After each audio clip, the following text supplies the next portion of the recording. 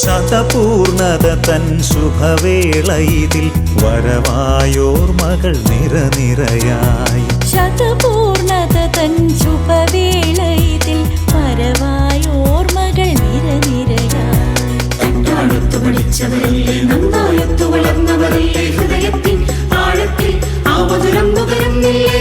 തട്ടാടുത്തു പഠിച്ചവരല്ലേ, നന്നായൊത്തു വളർന്നവരല്ലേ, ഹൃദയത്തിൻ ആഴത്തിൽ ആ മധുരം നുകരുന്നില്ലേ. നമ്മളാ വിജയം നുകർന്നില്ലേ.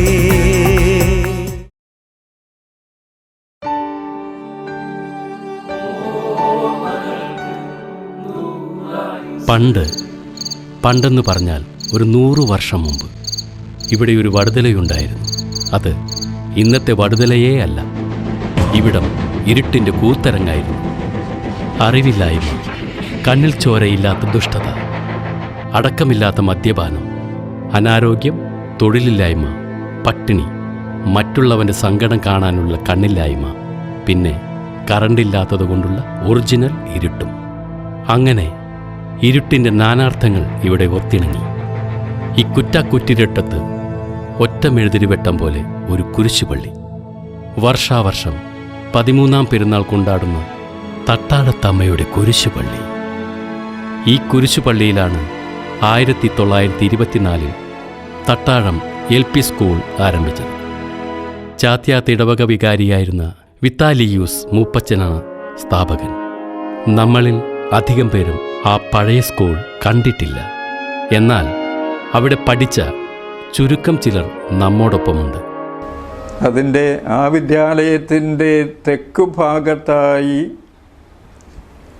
പായ നെയ്യുന്നതിന് ഉപയോഗിക്കുന്ന കൈതച്ചെടി അവിടെ നിന്നിരുന്നത് ആണ്. കുട്ടികൾ പോയി പലപ്പോഴും ചിലപ്പോൾ അവരറിയാതെയൊക്കെ മൂത്രമൊഴിച്ചൊക്കെ അവിടെയൊക്കെ, കാരണം അതിൻ്റെ ഒരു മറ കിട്ടുമായിരുന്നു. എന്നാൽ അതിൻ്റെ തന്നെ മുൻവശത്താണ് കുട്ടികൾക്ക് ചാടിക്കളിക്കാൻ വരെ സൗകര്യം ചെയ്തുകൊണ്ടിരുന്ന, വളരെ താഴ്ചയിൽ തന്നെ ചാടിക്കുട്ടികൾ അവരുടെ വിനോദ സമയം ഉപയോഗിച്ചിരുന്ന ഒരു കുളത്തിൻ്റെ ഒരു ഭാഗവും കൂടെ അതിൽ ഉൾപ്പെട്ടിരുന്നു. ഞങ്ങളുടെ മനസ്സിലുള്ളൊരു ചിത്രം ഞാനിപ്പോൾ പറയുകയാണെങ്കിൽ, ഇപ്പോൾ ഈ ഗ്രൗണ്ടിൻ്റെ പടിഞ്ഞാറ് വശത്തായിട്ട് അങ്ങേയറ്റത്ത് ഒരു വെള്ള കെട്ടിടം, അതൊരു കുരിശുപള്ളി എന്ന് വേണമെങ്കിൽ പറയാം. അതിൻ്റെ വലത്ത് വശത്ത് അല്ലെങ്കിൽ തെക്ക് വശത്തായിട്ടാണ് ഈ കൈതക്കാട് പഴയ ഇതായിട്ട് നിർത്തിയിരിക്കുകയായിരുന്നു. ആ കൈതക്കാടിൻ്റെ അവിടുന്ന് താഴേക്ക് ഇറങ്ങിയിട്ടുണ്ടെങ്കിൽ പിന്നെ തോടുകളാണ്, ഒത്തിരി തോടുകളുള്ള ഒരു സ്ഥലമായിരുന്നു. ഇത് കുരിശുപള്ളിയല്ലേ, കുരിശുണ്ടാവുമല്ലോ.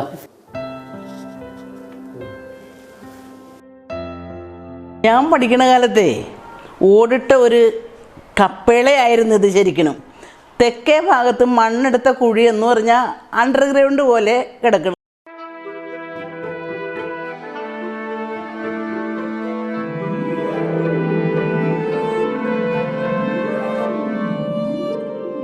ഇപ്പോൾ സ്വിമ്മിംഗ് പൂൾ ഇരിക്കുന്ന ഭാഗത്തായിരുന്നു ആ സ്കൂൾ. 1ഉം 2ഉം ക്ലാസുകൾ മാത്രമേ അവിടെ ഉണ്ടായിരുന്നുള്ളൂ. 1ാം ക്ലാസ്സിലെ ഗുരുനാഥനായ ബഹുമാനപ്പെട്ട കുര്യാക്കോസ് മാസ്റ്റർ, ആ ഗുരുനാഥനെ ഒരിക്കലും മറക്കാനാവുന്നതല്ല. അദ്ദേഹം പഠിപ്പിച്ച ഒരു വലിയ തത്വം, ഗുരുനാഥന്മാരെ വന്ദിക്കണം. അത് മനസ്സിൽ പതിയുന്നതിന് അദ്ദേഹം ഉപയോഗിച്ചിരുന്നത് മഞ്ചാടി കുരുക്കൾ ശേഖരിച്ചു കൊണ്ടുവരാൻ കുട്ടികളെ പ്രേരിപ്പിക്കുകയും അദ്ദേഹം ആദ്യം അതിൻ്റെ മാതൃക കാണിച്ചു തരും. ക്ലാസ് മുറിയുടെ അകത്ത് തന്നെ മഞ്ചാടിക്കുരുവിൽ കൂടി കുട്ടികളുടെ മനസ്സിൽ ആ ആശയം നിലനിർത്താൻ സാധിച്ചിട്ടുണ്ട്. ഇല്ലിപ്പറമ്പിൽ സേവ്യർ മാസ്റ്ററും TC കുര്യാക്കോസ് മാസ്റ്ററും ഇവിടുത്തെ പ്രധാന അധ്യാപകരായിരുന്നു. ചാത്യാത്ത് ഇടവകയുടെ കീഴിലായിരുന്നു തട്ടാഴം സ്കൂൾ. 1956 കേരളം രൂപം കൊണ്ട വർഷം. ആ വർഷം 3 മാലാഖമാർ വടുതലയിൽ തട്ടാഴത്ത് വന്നു ചേർന്നു. ഇവിടെ വെളിച്ചം പകരാൻ, സ്വർഗം പണിയാൻ. ആ മാലാഖമാരെ ഫാദർ ഗേസു, brother Varghese Menachery, brother Louis Panikkulangara എന്ന് പേര് വിളിക്കാം.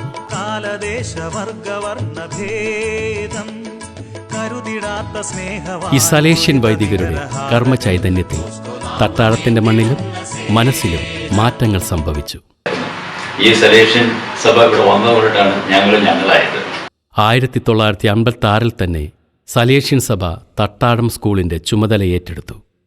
1957 ഇപ്പോൾ സ്കൂളിരിക്കുന്ന സ്ഥലത്ത് പുതിയൊരു കെട്ടിടമുണ്ടാക്കി.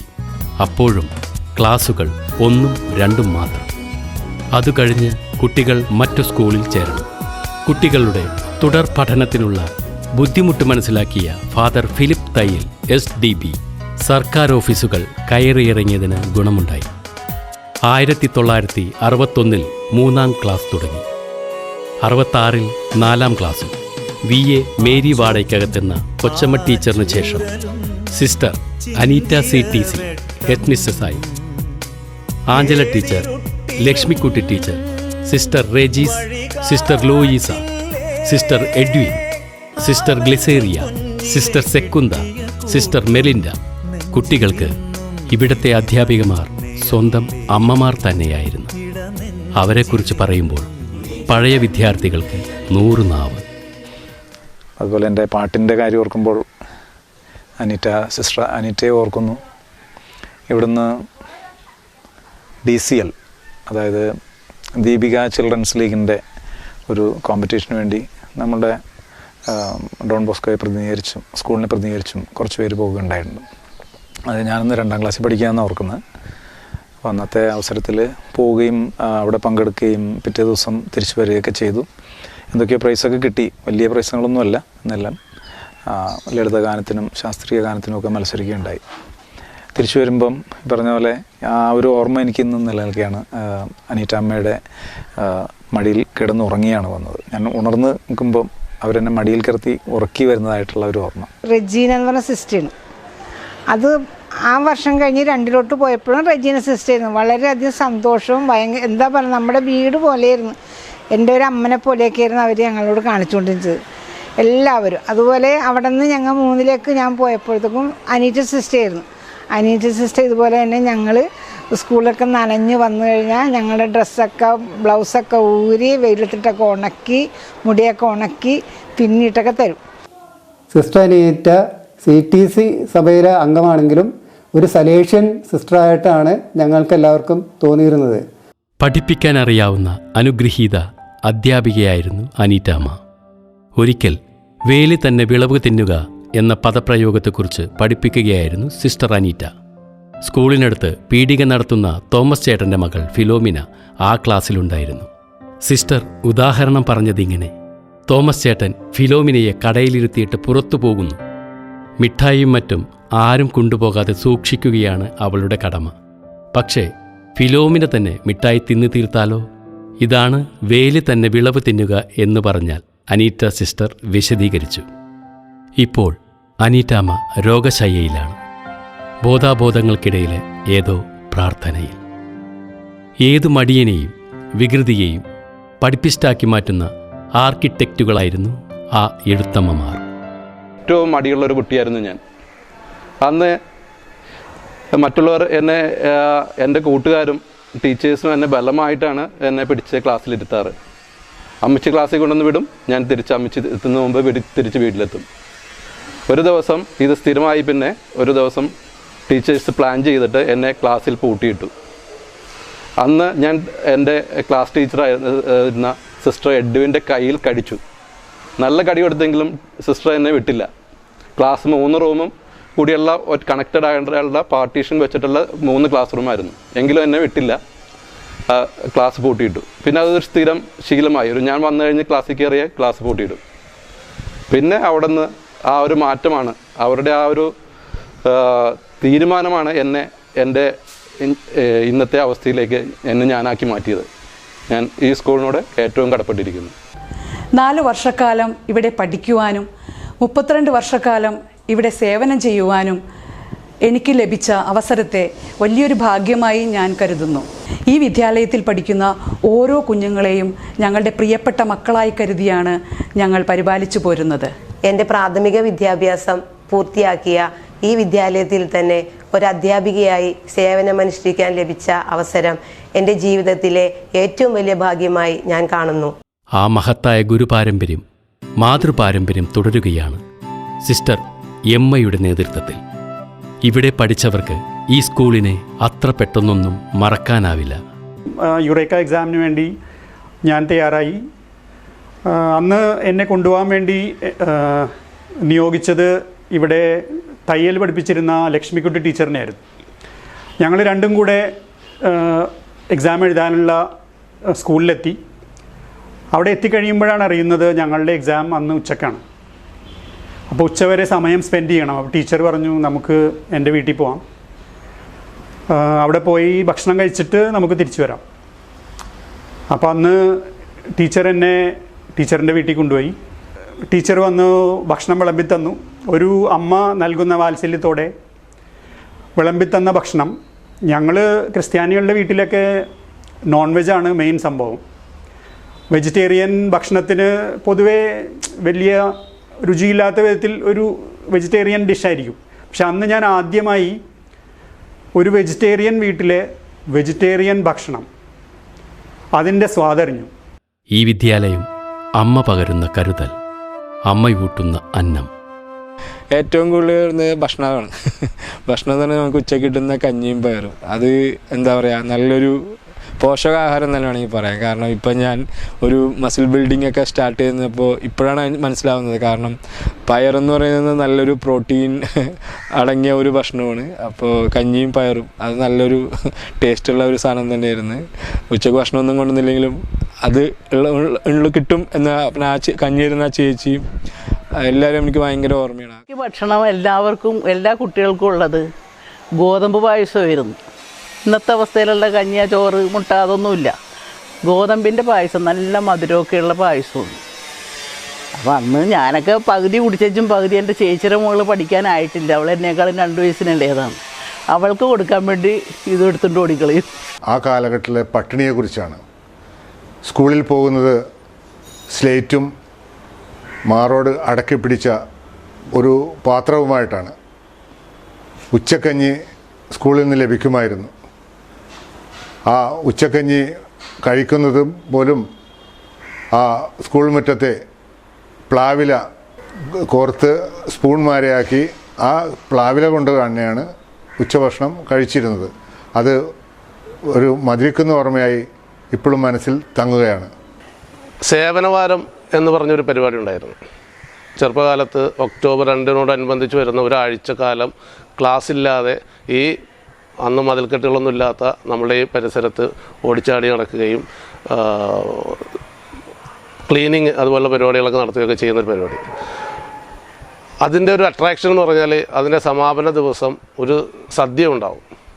നമ്മുടെ ഈ പരിസരത്തുള്ള ഒത്തിരി സാമ്പത്തികമായി ശേഷിയുള്ള ആളുകൾ നമ്മൾ ആ കുട്ടികൾക്ക് വേണ്ടിയിട്ട് സദ്യ ഒരുക്കുകയും ആ സദ്യ കഴിഞ്ഞ് പോകുന്നതും സ്കൂളിൻ്റെ ഹാളിൽ എക്സിബിഷൻ നടത്തുന്നതൊക്കെ ചെറിയ ഓർമ്മകൾ എൻ്റെ മനസ്സിലിപ്പോഴും ഉണർന്നു വരികയാണ്.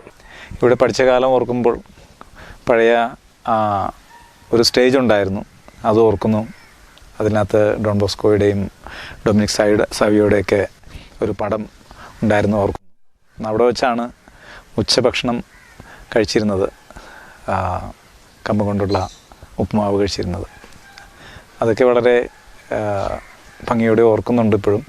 മറ്റ് സ്കൂളുകളിൽ നിന്ന് വ്യത്യസ്തമാക്കുന്ന എന്തെങ്കിലും പ്രത്യേകത തട്ടാഴം സ്കൂളിനുണ്ടോ? മറ്റു വിദ്യാർത്ഥികൾക്ക് കിട്ടാത്ത എന്തെങ്കിലും സൗഭാഗ്യം ഇവിടുത്തെ കുട്ടികൾ അനുഭവിക്കുന്നുണ്ടോ? അതിനുത്തരം ഈ വിശാലമായ മൈതാനങ്ങൾ തന്നെ. തട്ടാഴത്ത് വന്നു കഴിഞ്ഞാൽ തിരിച്ചു പോവുക എന്നുള്ളൊരു ബുദ്ധിമുട്ടായിട്ടുള്ള കാര്യമാണ്. പലപ്പോഴും ഞങ്ങൾക്ക് വഴക്ക് കിട്ടാറുണ്ട് ലേറ്റായി ചെല്ലുന്നതിന്. സ്കൂൾ കഴിഞ്ഞ് വീട്ടിൽ ചെന്ന് കഴിഞ്ഞാൽ ബാഗ് വെക്കുകയല്ല, വലിച്ചെറിഞ്ഞിട്ട് നേരെ തിരിച്ച് തട്ടാഴം ഗ്രൗണ്ടിലേക്ക് ആണ് ഞാനും എൻ്റെ അനിയനും വരുന്നത്. ഞാനും എൻ്റെ സഹോദരങ്ങളും ഈ തട്ടാഴം LP സ്കൂളിലാണ് പഠിച്ച് വളർന്നത്. പഠിച്ചു വളർന്നു എന്നതിനേക്കാൾ ഉപരിയായിട്ട് കളിച്ചു വളർന്നു എന്ന് പറയുന്നതാണ് ശരി. സ്കൂൾ എന്ന് പറഞ്ഞു കഴിഞ്ഞാൽ എന്താ ഓടിട്ട ഒരു ചെറിയൊരു സ്കൂള്, നല്ല മുറ്റം ഉണ്ടായിരുന്നു, നല്ലൊരു അന്തരീക്ഷമായിരുന്നു. നമുക്ക് കളിക്കാനും കൂട്ടുകാരായിട്ട് കളിക്കാനും എല്ലാത്തിനും പറ്റിയ ഒരു അന്തരീക്ഷമായിരുന്നു. എല്ലാ സേഫ്റ്റിയുമുള്ള ഒരു സ്ഥലമായിരുന്നു. അതുകൊണ്ട് ഞങ്ങളെ വീട്ടുകാരും ഞങ്ങളെ സ്കൂളിലേക്ക് പറഞ്ഞു വിടാനും ഇവിടെ കളിക്കാൻ വിടാനും ഒരു പേടിയും ഉണ്ടായിരുന്നില്ല. ഇവിടം വിട്ടുപോകുമ്പോഴേ ഇത് സ്വർഗമായിരുന്നു എന്ന് നമുക്ക് ബോധ്യമാകും. അതുപോലെ ഞാൻ ആ സ്കൂളിൻ്റെ വാല്യൂ മനസ്സിലാക്കിയത് ഇവിടുന്ന് 69 മാർച്ചിൽ ആ മെയിൻ പരീക്ഷ കഴിഞ്ഞു, 4ാം ക്ലാസ് പാസ്സായി. 69 ജൂണിൽ സെൻറ്റ് ജോസഫ് ഹൈസ്കൂളിലേക്ക് മാറുക. ജൂലൈ 19-ാം തീയതി അന്ന് അസംബ്ലിയിൽ നിൽക്കുക. ജോസഫ് സ്കൂൾ ഹെഡ് മാസ്റ്റർ അസംബ്ലിയിൽ മൈക്കിലൂടെ വിളിച്ചു പറയുക, ഇന്ന് ഒരു പ്രത്യേക ദിവസമാണ്, ലോകത്താദ്യമായി മനുഷ്യൻ ചന്ദ്രനിൽ ഇറങ്ങിയിരിക്കുന്നു, നമുക്കെല്ലാം ഈ സുദിനം പ്രത്യേകം ആഘോഷിക്കാം എന്ന് ഹെഡ് മാസ്റ്റർ ഇത് വിളിച്ചു പറയുമ്പോഴും ആ ഒരു സ്കൂളിൽ ചേർന്ന ഒരു ആദ്യത്തെ മാസം തുടങ്ങി എനിക്കുണ്ടായിരുന്നൊരു എൻ്റെ ഒരു മനസ്സിലെപ്പോഴും ഉണ്ടായിരുന്ന ചിന്ത ഇവിടെയായിരുന്നു, ഡോൺ ബോസ്കോ LP സ്കൂളിലായിരുന്നു. പ്രത്യേകിച്ച് ഇവിടെ ഓടി നടക്കാൻ പറ്റിയ ആ അന്തരീക്ഷം, ഉച്ചയ്ക്ക് കിട്ടിയിരുന്ന യൂണിസെഫ് പ്രോഗ്രാം പ്രകാരമുള്ള ഉപ്പുമാവും കമ്പത്തിൻ്റെ ഒരു പാല് കുറുക്കിയതും, അതുള്ള നല്ല ആംബിയൻസ്, അത് മനസ്സിൽ നിന്ന് പോയിരുന്നില്ല. ഒരുപക്ഷെ ആഗ്രഹിച്ചിട്ടുണ്ടെന്ന് തോന്നുന്നു. 4ാം ക്ലാസ് തോറ്റാൽ മതിയായിരുന്നു. ഞാൻ ഈ സ്കൂളിൽ പഠിച്ചു. അതുകൂടാതെ 5 തൊട്ട് അയ്യപ്പങ്കാവ് സ്കൂളിൽ പഠിച്ചു, പിന്നെ ചാത്തിയാത്ത് സ്കൂളിൽ പഠിച്ചു. എന്നാലും തട്ടാഴം LP സ്കൂൾ എന്ന് പറയുമ്പോൾ ആ അനുഭൂതിയും ഇവിടെ വളർന്ന ആ പള്ളിയും സ്കൂളും ഒരുമിച്ചുള്ള ആ ഒരു പിന്നെ പറഞ്ഞറിയിക്കാൻ പറ്റില്ല. എന്ന് വെച്ചാൽ അത്രയധികം സന്തോഷം തന്നെയാണ് ഇവിടെ നിന്ന് കിട്ടിയിരിക്കുന്നത്. ഇതുപോലത്തെ ഒരു സുഖം ഒരു സ്കൂളിൽ പോയിട്ടും കിട്ടിയില്ല. 3 സ്കൂളിൽ അങ്ങ് പഠിച്ചിട്ടുണ്ട്, പക്ഷേ ഇവിടെ നിന്ന് കിട്ടിയ സന്തോഷം ഞങ്ങൾക്ക് കിട്ടിയിട്ടില്ല. ഇവിടം ആഹ്ലാദത്തിൻ്റെ കളിമുറ്റമായിരുന്നു. പ്രചോദനത്തിൻ്റെ പ്രകാശത്തിൽ തട്ടാഴത്തെ കുട്ടികൾ തഴച്ചു വളർന്നു. എൻ്റെ ജീവിതത്തിൽ തന്നെ ഏറ്റവും എന്നെ സ്വാധീനിച്ച ഒരു സംഭവമായിരുന്നു 4ാം ക്ലാസ്സിൽ വെച്ച് ബെസ്റ്റ് സ്റ്റുഡൻ്റ് എന്നുള്ള നിലയിൽ എനിക്ക് കിട്ടിയ ഒരു സമ്മാനം. ഭാവി ജീവിതത്തിൽ പിന്നീടുള്ള എൻ്റെ ജീവിതത്തിൽ ഈ ഒരു സമ്മാനവും അന്ന് എനിക്ക് അനുഭവപ്പെട്ട അഭിമാനവും കുറച്ചൊന്നുമല്ല എൻ്റെ ജീവിതത്തിൽ മുന്നോട്ട് കൊണ്ടുപോകാൻ എന്നെ സഹായിച്ചിട്ടുള്ളത്. ഈ സ്ഥാപനം എന്ന് പറയുന്നത് സ്നേഹമാണ്. ആ സ്നേഹത്തിലൂടെയാണ് കുട്ടികളെ ഉയർത്തി കൊണ്ടുവരുന്നത്. അപ്പോൾ പഠിത്തത്തിലായാലും കലാപരമായിട്ടും കായികപരമായിട്ടായാലും ഏത് വിധേനയും അതുവഴി ആ കുട്ടിയുടെ ഭാവി ഉയർന്നു വേണ്ടിയുള്ള പ്രവർത്തനം അത് ഈ ഡോൺ ബോസ്കോ എന്ന സ്ഥാപനം നടത്തിക്കൊണ്ടിരിക്കുകയാണ്. സ്കൂളിനെന്നും ഒരു നിലയും വിലയും ഉണ്ടായിരുന്നു. കുട്ടികളെ ഇവിടെ തന്നെ പഠിപ്പിക്കാൻ എല്ലാ മാതാപിതാക്കളും മത്സരിച്ചു. എൻ്റെ അനിയത്തി ജൂലിക്ക് വേണ്ടി അഡ്മിഷന് വേണ്ടി ഒരു രാത്രി മുഴുവൻ ഉറക്കമിളച്ച ദിനങ്ങളെക്കുറിച്ചാണ്. അന്ന് പ്രായമായവരും അതോടൊപ്പം തന്നെ നമ്മളുടെ പ്രായമുള്ളവരും എല്ലാവരും കൂടി ഒരുമിച്ച് ഒരേപോലെ രാത്രി ഭക്ഷണം കഴിക്കുകയും ഒരുമിച്ചിരുന്ന് വർത്തമാനം പറയുകയും നല്ലൊരു സുഹൃത്ത് ബന്ധം ഊട്ടിയുറപ്പിക്കുവാൻ ആ ഒരു ദിനം സാധിച്ചു. ഇന്ന് അഡ്മിഷൻ കിട്ടുക എന്നത് വളരെ പ്രയാസമുള്ള ഒരു കാര്യമല്ല. ഇന്ന് ടീച്ചേഴ്സാണ് കുട്ടികളെ തേടി ഉറക്കമുളക്കുന്നത്. അഡ്മിഷൻ കിട്ടണമെങ്കിൽ ഏപ്രിൽ മാസം 1-ാം തീയതി തുടങ്ങി ഇവിടെ വരാന്തയിൽ ക്യൂ നിൽക്കണം ആളുകൾ. രാത്രിയിൽ അവരിവിടെ വന്ന് ക്യൂ നിന്ന് പിന്നെ പള്ളിയിൽ വിളിച്ച് പറയും ഇന്ന് അഡ്മിഷനാണെന്ന് പറയും. ആ പറയുന്ന സമയത്ത് മാത്രം പിന്നെ ആ സമയത്തുള്ളവർക്ക് മാത്രമേ നമ്പർ, അത് നമ്മൾ നിശ്ചയിക്കുന്ന നമ്പർ അത്രയുള്ള കുട്ടികൾക്ക് മാത്രമേ കൊടുക്കുകയുള്ളൂ. ബാക്കി ഉള്ള ആളുകളെല്ലാം തിരിച്ചു പോകണം. അങ്ങനെ അത്രയും കുട്ടികളെ അത്രയും അപ്പോൾ ഇവിടെ അഡ്മിഷൻ കിട്ടാൻ വേണ്ടി അങ്ങനെ മാതാപിതാക്കന്മാർ വളരെയധികം കഷ്ടപ്പെട്ട് ഇട്ടാണ് ഇവിടെ അഡ്മിഷൻ കിട്ടിയിരുന്നത്. കുട്ടികളും ഇവിടെ പഠിക്കാൻ ആഗ്രഹിച്ചു. ഇവിടത്തെ ആഘോഷാന്തരീക്ഷമായിരിക്കാം കാരണം. തട്ടാഴത്തെ ശിശുദിനാഘോഷങ്ങൾ മറക്കാനാവില്ല. ഫാദർ വർഗീസ് മേനാച്ചേരി സ്കൂൾ മാനേജരായിരുന്നപ്പോൾ 12 പ്രൈമറി സ്കൂളുകളെ പങ്കെടുപ്പിച്ചുകൊണ്ട് ശിശുദിനാഘോഷം സംഘടിപ്പിച്ചു. ഇവിടെ കായിക കേളികൾക്കെന്ന പോലെ കലയ്ക്കും വളരാൻ തക്കവിധം വളക്കൂറുള്ള മണ്ണ്. തട്ടാഴം LP സ്കൂൾ കലാപരമായും കായികമായും ഒക്കെ അവിടെ പഠിച്ചിട്ടുള്ള ഞങ്ങളെപ്പോലുള്ള വിദ്യാർത്ഥികൾക്ക് നൽകിയിട്ടുള്ള പ്രോത്സാഹനം ചെറുതല്ല. എല്ലാ ദിവസവും സ്കൂൾ കഴിഞ്ഞാൽ വൈകിട്ട് തട്ടാകത്ത് പോയി കളിക്കുക എന്ന് പറയുന്നത് ആ സ്കൂളിൽ പഠിക്കുന്നവരുടെ മാത്രമല്ല ഈ പ്രദേശത്തെ മുഴുവൻ കുട്ടികളുടെയും അന്നത്തെ ഒരു കാര്യമായിരുന്നു. എന്നെ സംബന്ധിച്ചിടത്തോളം വ്യക്തിപരമായി പറയുകയാണെങ്കിൽ 1-ാം ക്ലാസ് മുതൽ 4-ാം ക്ലാസ് വരെ സ്കൂളിൻ്റെ എല്ലാ വാർഷികത്തിനും നൃത്തം അവതരിപ്പിക്കുക എന്നുള്ളത് നമ്മളുടെ ഒരു പരിപാടിയായിരുന്നു. സ്കൂളിൽ നൃത്താധ്യാപകർ എത്തുകയും ഞങ്ങളെ നൃത്തം പഠിപ്പിക്കുകയും എല്ലാ വർഷവും 1-ാം ക്ലാസ് മുതൽ 4-ാം ക്ലാസ് വരെ നൃത്തം സ്കൂളിൻ്റെ വാർഷികത്തിന് അവതരിപ്പിക്കാനും സാധിച്ചത് കലാജീവിതത്തിൻ്റെ എൻ്റെ തുടക്കത്തിലെ ഒരു കലാപ്രവർത്തനമായിട്ടാണ്. സ്കൂൾ നൽകിയിട്ടുള്ള ആ പിന്തുണയും സപ്പോർട്ടും ഒക്കെ ഇന്നും നമ്മുടെ ജീവിതത്തെ വലിയ രീതിയിലാണ് സ്വാധീനിച്ചിട്ടുള്ളത്. ഞാൻ തട്ടാളം LP സ്കൂളിൻ്റെ ഒരു പ്രോഡക്റ്റാണ്. അവിടെ 4-ാം ക്ലാസ്സിൽ പഠിക്കുമ്പോൾ അരങ്ങേറ്റം ഞാൻ കുറിച്ചത് ഡോൺ ബോസ്കോ യൂത്ത് സെൻറ്റർ ഹാളിൽ വെച്ചാണ്. എൻ്റെ ചേട്ടൻ എറ്റിച്ചേട്ടനാണ് എന്നെ ഗിറ്റാർ പഠിപ്പിച്ച് ഞാൻ അരങ്ങേറ്റം കയറിയത്. അപ്പോൾ അതെനിക്ക് ജീവിതത്തിൽ ഒരിക്കലും മറക്കാൻ പറ്റാത്തൊരു അനുഭവം ഉള്ള ഒരു സ്ഥലവും സംഭവമാണ്. പിന്നെ എൻ്റെ കലാജീവിതത്തിൽ ഡോൺ ബോസ്കോ യൂത്ത് സെൻറ്ററിനും തട്ടാഴ LP സ്കൂളിനും വളരെ വലിയൊരു പങ്കുണ്ട്. അന്നിവിടെ സൗഹൃദത്തിൻ്റെ ആഘോഷമായിരുന്നു. അതുകൊണ്ടല്ലേ കാലം ചിതറിച്ചു കളഞ്ഞിട്ടും നമ്മൾ വീണ്ടും വീണ്ടും ഓർമ്മകളിൽ ഒരുമിച്ചത്.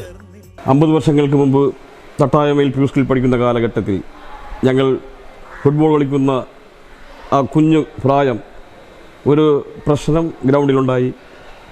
അപ്പോൾ ആപ്പി അടുത്തിടക്കുന്ന ഒരു കരിങ്കല്ല് കയ്യിൽ കൂട്ടിപ്പിടിച്ച് എൻ്റെ മൂക്കിലിട്ട് ഇടിക്കുകയും ഉടൻ തന്നെ എൻ്റെ മൂക്കിൽ നിന്ന് ചോര വരികയും കുട്ടികളെല്ലാം ഭയപ്പെട്ട് അപ്പോൾ നമ്മുടെ ഹെഡ് മിസ്സസ് സിസ്റ്റർ അനീറ്റ തൊട്ടടുത്തുള്ള ആപ്പിയുടെ വീട്ടിൽ ചെല്ലുകയും അന്തോച്ചേട്ടനെ അറിയിക്കുകയും ചെയ്യുന്നു.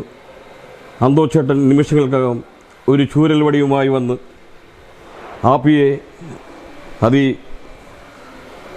ക്രൂരമായി തന്നെ എന്ന് പറയാം അടിക്കുന്നു.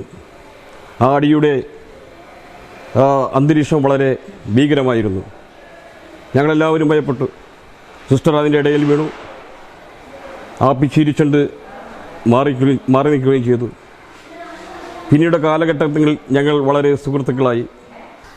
ഡോൺ ബോസ്കോ തട്ടാളം LP സ്കൂളിനെ സംബന്ധിച്ച് എൻ്റെ മനസ്സിലേക്ക് കടന്നു വരുന്ന ഏറ്റവും വലിയ കാര്യമെന്ന് പറഞ്ഞാൽ ഒരു കുടുംബം പോലെയാണെന്നുള്ളതാണ്.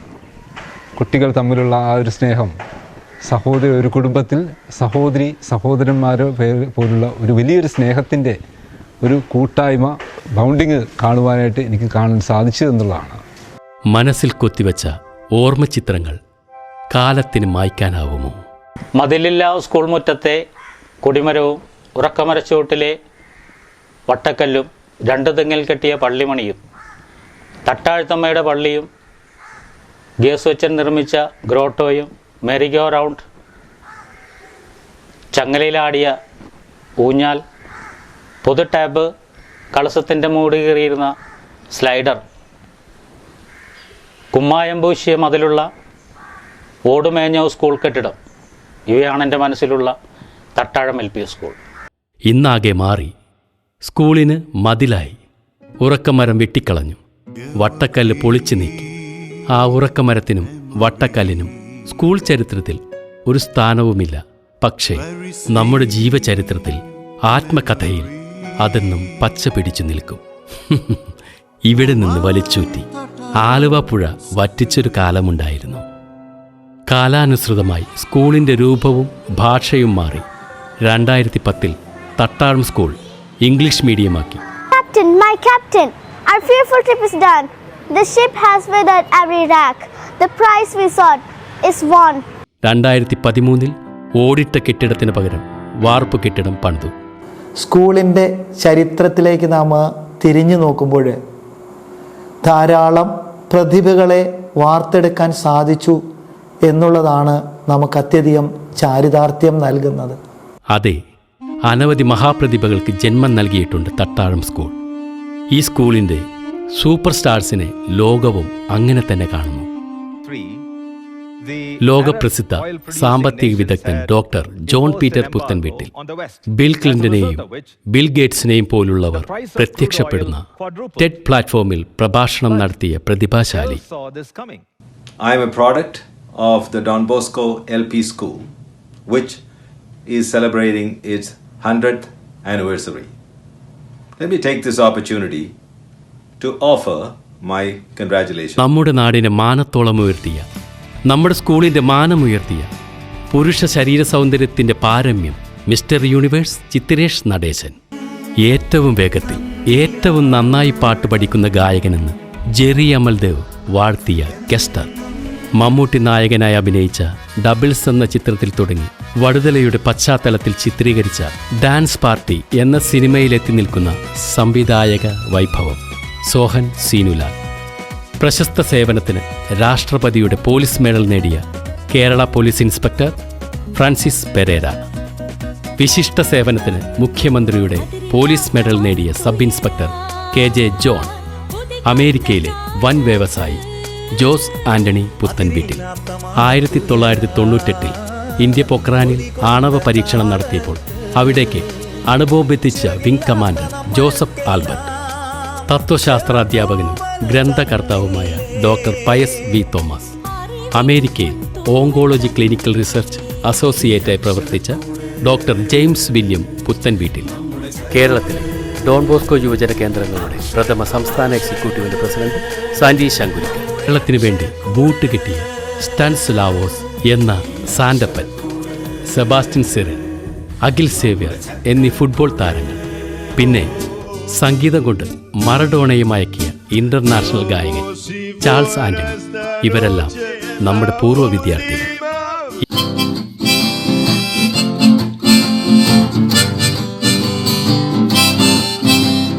തട്ടാഴത്തു പഠിച്ചവരല്ലേ, നന്നായത്തു വളർന്നവരല്ലേ, ഹൃദയത്തിൽ ആഴത്തിൽ ആ മധുരം നുകരുന്നില്ലേ. തട്ടാഴത്തു പഠിച്ചവരല്ലേ, നന്നായത്തു വളർന്നവരല്ലേ, ഹൃദയത്തിൽ ആഴത്തിൽ ആ മധുരം നുകരുന്നില്ലേ. ഇങ്ങനെയുള്ള തട്ടാഴം സ്കൂളിൻ്റെ 100ാം പിറന്നാൾ ആഘോഷിക്കണ്ടേ? നമ്മൾ ആഘോഷിക്കാൻ തന്നെ തീരുമാനിച്ചു. അപ്പോൾ തുടങ്ങി രാവിലെ 7:30 ഇവരുടെ അലച്ചിൽ. പിരിവിന് വേണ്ടിയാണ് ഈ പുറപ്പാട്. നമ്മുടെ ഈ വിദ്യാലയം അതിൻ്റെ പുകൾപെറ്റ 100 വർഷങ്ങൾ പൂർത്തിയാക്കുമ്പോൾ ഈ സംസ്കാരത്തിൻ്റെ ഒരു ഭാഗമാകുവാനും ഈ വിദ്യാലയത്തിൻ്റെ സാരഥ്യം വഹിക്കുവാനും എനിക്കും ഒരവസരം നൽകിയ നല്ല ദൈവത്തിന് 1000 നന്ദി. ഒട്ടും സമയമില്ലായിരുന്നു. വളരെ കുറഞ്ഞ കാലയളവിനുള്ളിൽ ആസൂത്രണം ചെയ്ത എടുത്താൽ പൊങ്ങാത്ത പദ്ധതികളും പരിപാടികളും. ആദ്യം കമ്മിറ്റി ഓഫീസ് ഒരുക്കി. പിന്നെ ലോഗോ, ജൂബിലി ഗാനം, ടീസർ. ഇളം തലമുറയെ മണ്ണിനോടും കൃഷിയോടും അടുപ്പിക്കാൻ സൗജന്യ കുരുമുളക് തൈ വിതരണം. കുട്ടികളെ വീടിനും നാടിനും തണലേകുന്ന നന്മ മരങ്ങളാക്കി മാറ്റാൻ ജൂഡ് ജോസഫ് നയിച്ച മോട്ടിവേഷൻ ക്ലാസ്. എല്ലാം കുട്ടികൾക്ക് ദിശാബോധം നൽകുന്ന പരിപാടികൾ. സ്കൂൾ മുറ്റത്ത് കുട്ടികൾക്ക് പ്രാർത്ഥിക്കാൻ ഗ്രോട്ടോ, വിനോദത്തിനായി പാർക്ക്, വായിച്ചു വളരാൻ ലൈബ്രറി. നമ്മൾ ആഘോഷിക്കുകയാണ് 100 വർഷങ്ങൾക്ക് മുമ്പ് തുടങ്ങിയ സ്കൂൾ പുതിയ യുഗത്തിലേക്ക്, ഡിജിറ്റൽ യുഗത്തിലേക്ക്, പുതിയ തലമുറയോടൊപ്പം നമ്മൾ സഞ്ചരിക്കുകയാണ്. അതെ, നമ്മൾ ആഘോഷിക്കുകയാണ്. പണ്ടേ സ്മാർട്ടാണ് നമ്മുടെ കുട്ടികൾ. ദേ, ഇപ്പോൾ അവരുടെ ക്ലാസ് റൂമുകളും സ്മാർട്ടായി. വിദ്യാലയത്തിൽ എന്തെല്ലാം വികസനങ്ങൾ വന്നാലും പഠിക്കാനുള്ള അന്തരീക്ഷം വീടുകളിലില്ലെങ്കിൽ എന്ത് കാര്യം? കുട്ടികൾക്ക് താമസിക്കാൻ കൊള്ളാവുന്ന വീടുകളെങ്കിലും വേണം. തട്ടാഴം സ്കൂളിലെ 3 കുട്ടികൾക്ക് വീടുകൾ പുതുക്കി പണിത് നൽകാനുള്ള ശതാബ്ദി കമ്മിറ്റിയുടെ തീരുമാനം അങ്ങനെയാണ് ഉണ്ടായത്. വിദ്യാർത്ഥികളുടെ വിജയത്തിനായി നിലമൊരുക്കി കൊടുക്കുകയാണ് നമ്മൾ. ഈ 100ാം വാർഷികത്തിൽ 100 മേനി വിളവ് തന്നെയാണ് നമ്മുടെ സ്വപ്നം. സ്കൂളിന് ഓഡിറ്റോറിയം ആവശ്യമാണെന്ന് കമ്മിറ്റിയും PTA-യും കണ്ടെത്തിയപ്പോൾ തന്നെ അതിനായുള്ള സഹായ വാഗ്ദാനം അമേരിക്കയിൽ നിന്ന് പറന്നെത്തി. നമ്മുടെ പൂർവ്വ വിദ്യാർത്ഥി ജോസ് ആന്റണി പുത്തൻവീട്ടിലിന് ബിഗ് സല്യൂട്ട്. ഇങ്ങനെയുള്ള സുമനസ്സുകളുടെ പിന്തുണയില്ലായിരുന്നെങ്കിൽ ശതാബ്ദി കമ്മിറ്റിയുടെ പ്ലാനും പദ്ധതിയും നടക്കാത്ത സ്വപ്നങ്ങളായേനെ. ആർക്കിടെക്റ്റും പൂർവ്വ വിദ്യാർത്ഥിയുമായ ഫ്രാങ്ക് ആന്റണിയാണ് ഗ്രോട്ടോയുടെ നിർമ്മാണം ഏറ്റെടുത്ത് പൂർത്തീകരിച്ചത്. പാർക്ക് സ്പോൺസർ ചെയ്തത് ലയൺസ് ക്ലബ് ഓഫ് കൊച്ചിൻ സൗത്താണ്. ലയൺസ് ക്ലബിലേക്ക് വഴി തുറന്നത് പൂർവ്വ വിദ്യാർത്ഥി ഡെന്നി പഴമ്പള്ളി. ഡോൺ ബോസ്കോ കാനാട്ടാണ് സ്മാർട്ട് ക്ലാസ്, വീടുകളുടെ നവീകരണം എന്നിവയ്ക്ക് വേണ്ടി നല്ലൊരു തുക സമാഹരിക്കാൻ സഹായിച്ചത്. ശതാബ്ദിയോടനുബന്ധിച്ച് പുതിയൊരു കൊടിമരം സമ്മാനിച്ചത് വിൻസി ടീച്ചർ. ക്ലീറ്റസ് കാർഡോസാണ് സ്കൂളിന് പുതിയ നെയിം ബോർഡ് ഒരുക്കി തന്നത്. സ്കൂളിന് വേണ്ടി ലൈബ്രറി സ്പോൺസർ ചെയ്തത് KA ജോർജ് മാസ്റ്ററുടെ കുടുംബമാണ്. പിന്നെ ക്രിസ്മസ് നക്ഷത്രം, സമ്മാനക്കൂപ്പൺ, തട്ടാടത്തമ്മയുടെ തിരുനാളിന് നടത്തിയ സ്റ്റാൾ ഇവയിലൂടെ ലഭിച്ച വരുമാനവും ശതാബ്ദി നടത്തിപ്പിൽ കൈത്താങ്ങായി. 2024 ജനുവരി 14 നമ്മൾ വീണ്ടും കണ്ടുമുട്ടി. പലയിടത്തായി ചിന്നിച്ചിതറിയ കൂട്ടുകാരെ സാധാരണ നാം കാണുന്നത് തട്ടാടത്തമ്മയുടെ തിരുനാളിനാണ്. തിരുനാളിൻ്റെ പിറ്റേയാഴ്ചയായിരുന്നു നമ്മുടെ ഒത്തുചേരൽ. ശരിക്കും ഒരു 8ാം പെരുന്നാൾ.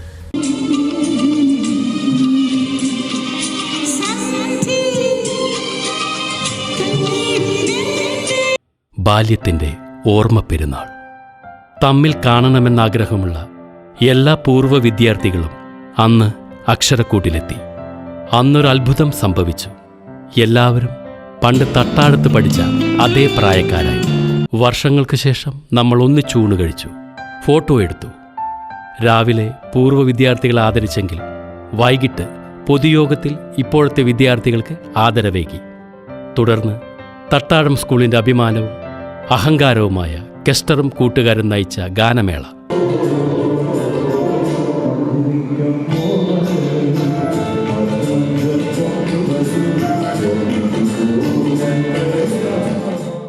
ഫെബ്രുവരി 3 ഭാഗ്യപ്പെട്ടവരുടെ ദിവസം. അന്ന് തട്ടാഴം സ്കൂളിൻ്റെ വാർഷികമായിരുന്നു, 100ാം വാർഷികം.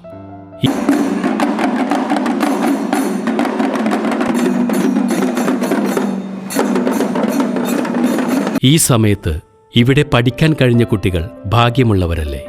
ഈ വർഷം വിരമിക്കുന്ന പ്രധാനാധ്യാപിക സിസ്റ്റർ MIക്ക് യാത്രയയപ്പ് നൽകി. ശതാബ്ദി ആഘോഷങ്ങൾക്ക് സാരഥ്യം വഹിക്കാനായത് സിസ്റ്ററുടെ മഹാഭാഗ്യം. ഇന്ന് 2024 ഫെബ്രുവരി 4 നമ്മൾ കാത്തിരുന്ന ദിവസം. അക്ഷരക്കൂട്ടിൽ നിന്ന് വിട പറഞ്ഞവരുടെ ഓർമ്മയ്ക്കായി രാവിലെ കുർബാന, വൈകുന്നേരം TJ Vinod MLA flag off ചെയ്ത അക്ഷരോത്സവ റാലി, വർണ്ണശബളമായ ഘോഷയാത്ര എന്ന് പറഞ്ഞാൽ പോരാ. കണ്ണിനും കാതിനും ഇമ്പം പകർന്നു, ചങ്കിൽ കമ്പം ചൊരിഞ്ഞ കാഴ്ചമേളങ്ങളുടെ പൊടിപൂരം, വിസ്മയമാസ്മര മായാലോകം.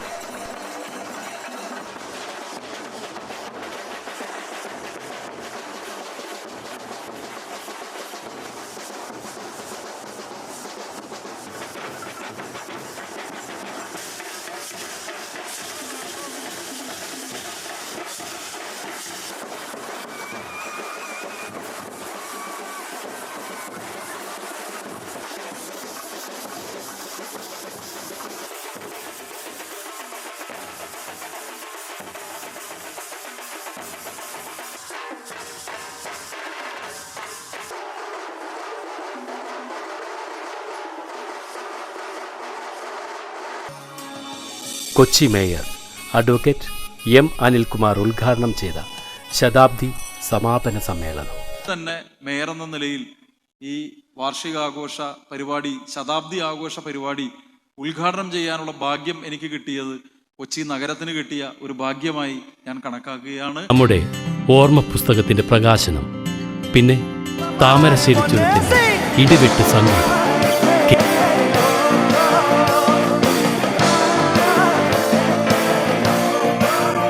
കേട്ടത് മധുരം, കേൾക്കാത്തത് മധുരതരം, കണ്ടത് മനോഹരം, കാണാനിരിക്കുന്നത് അതിമനോഹരം. ഒന്നും ഇവിടെ അവസാനിക്കുന്നില്ല. പുതിയ ചരിത്രമെഴുതാൻ ഏടുകൾ തുറയുകയാണ്. ഡോൺ ബോസ്കോ തട്ടാഴം LP സ്കൂൾ വളരുകയാണ്. ഒരു തിരുനാളമായി തുടങ്ങി, ദീപസ്തംഭമായി ഉയർന്ന ഒരു നൂറ്റാണ്ട്. നാടിനാകെ വെളിച്ചം ചൊരിഞ്ഞ ഐശ്വര്യ വിദ്യാലയം. ഇത് വിജയത്തിൻ്റെ വിദ്യാലയം. ഇത് ഒരുമയുടെ വിദ്യാലയം. ഇത് തലമുറകളുടെ വിദ്യാലയം. വരാനിരിക്കുന്ന തലമുറകളുടെ, ഇനിയും വരാനിരിക്കുന്ന ഒരുപാട് തലമുറകളുടെ വിദ്യാലയം.